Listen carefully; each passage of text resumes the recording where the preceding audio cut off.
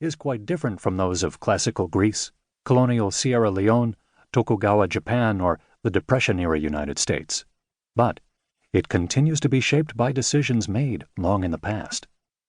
One legacy of the debates over slavery and taxation in the newborn United States, for instance, is now a real obstacle to the introduction there of a wealth tax. The most fundamental point, however, at the heart of this book, is that many of the principles of good and bad taxation run through history. They can help us understand our past and choose wisely for a future that is being transformed by technological change, and seeing them at work in history provides a pleasing dose of gaudiness. To bring out the themes running through the story of taxation, the book is organized not by timelines, but by issues, and so jumps around across the centuries and over the continents. It is in 5 parts. The first sets the scene by taking the big picture. It opens with some episodes in tax history, from the lurid to the quaint, that encapsulate some of the unchanging tax truths with which the book deals, and then takes a broad look at how, over the ages, governments have set about trying to make the likes of us all pay for whatever it is they wanted to do. The second part, on winners and losers, is about fairness in taxation. This is something even wicked rulers have to care about if they want to survive, and we look at the many mistakes and occasional brilliance that they have shown in trying to cope. Figuring out exactly who the winners and losers from taxation are, however, turns out to be far from easy.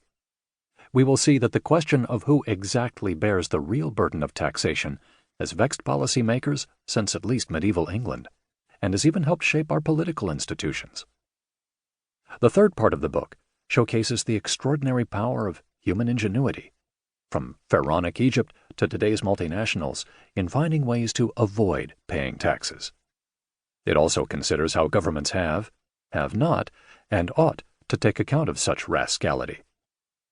The fourth part turns to the painful, sometimes fatal, art of tax collection, which brings out both the best and the worst of human nature, and to the ways that governments have found, from gorgeous bronze devices in ancient China to drones over Buenos Aires, to threaten, cajole, and sweet-talk us into paying whatever their rules say we ought to. The final part looks at the messy realities of making tax policy, describes spectacular successes and failures, and distills a few lessons to help cope with a future in which taxation, we can be pretty sure, is not going away, but may well start to take quite different forms from those we are accustomed to. The book ends by speculating about what tax follies future generations will find to chuckle over when they see how we do things today. We are economists, not historians, so we hope real historians will forgive our blundering over their terrain.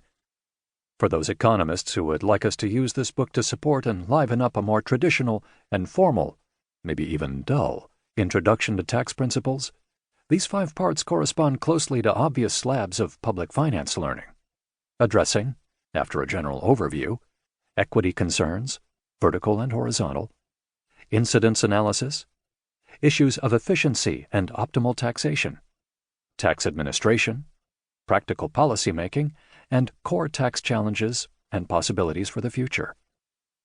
There is thus a logical progression within the book, but with some willingness to skim over a sentence or two, chapters can be dipped into at will. Our aim is to entertain, persuading the skeptical that tax is not just important, but also interesting.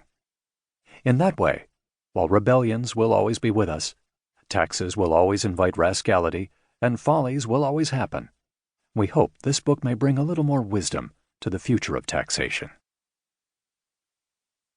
Part 1. Plunder and Power. What at first was plunder assumed the softer name of revenue. Thomas Paine. The spirit of a people, its cultural level, its social structure, the deeds its policy may prepare, all this and more is written in its fiscal history, stripped of all phrases. Joseph Schumpeter. 1. Any public matter. The revenue of the state is the state. Edmund Burke. Uncovered by Napoleon's soldiers in 1799, the Rosetta Stone famously held the key to deciphering ancient Egypt's hieroglyphics.